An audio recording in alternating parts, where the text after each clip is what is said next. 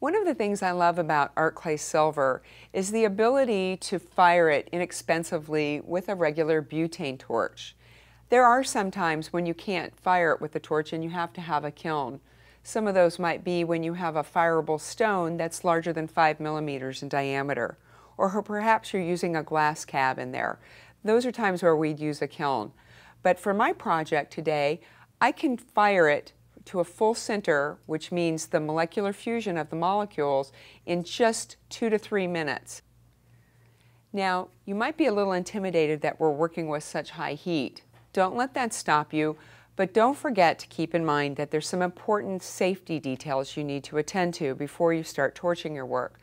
One, even though I work behind my work, I don't hover over it, you still want to secure any loose hair or clothing.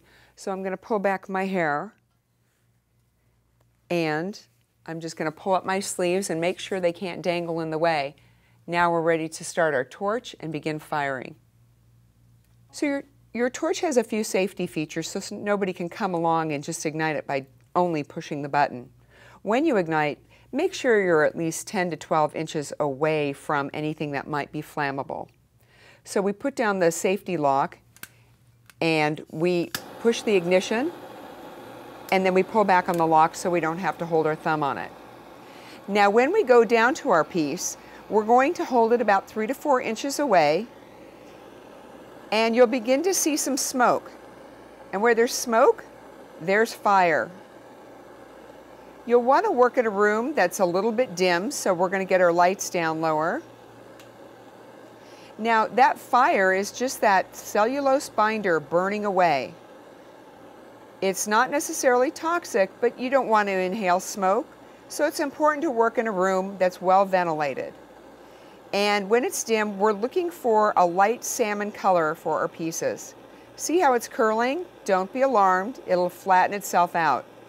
If my piece doesn't flatten all the way out and I still don't want a curve in it, I can very simply hammer it down against a rubber block with a leather mallet after it fires.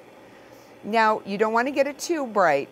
In a darker room, it's going to be a bright salmon. This is a light salmon.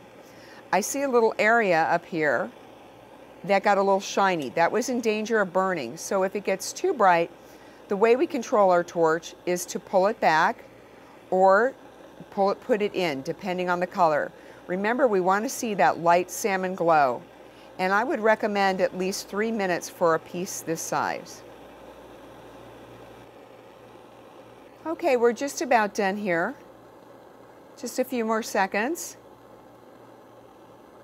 Hold your torch up as you turn it off, and always make sure to set it well away from any area you or someone else may come in contact with, because that tip is going to be hot for a good long time. Now here's a part I like, and a lot of people don't believe me, but I'll show it to you on camera. We pick it up making sure we have control of it. This is molten hot metal. And as long as there's no stone in it, I can drop it right in the water. And you hear this? It's good to go. I can pull it right out of the water, dry it off, and then I'm ready to finish it, either with a tumbler or by hand. And it's just that simple.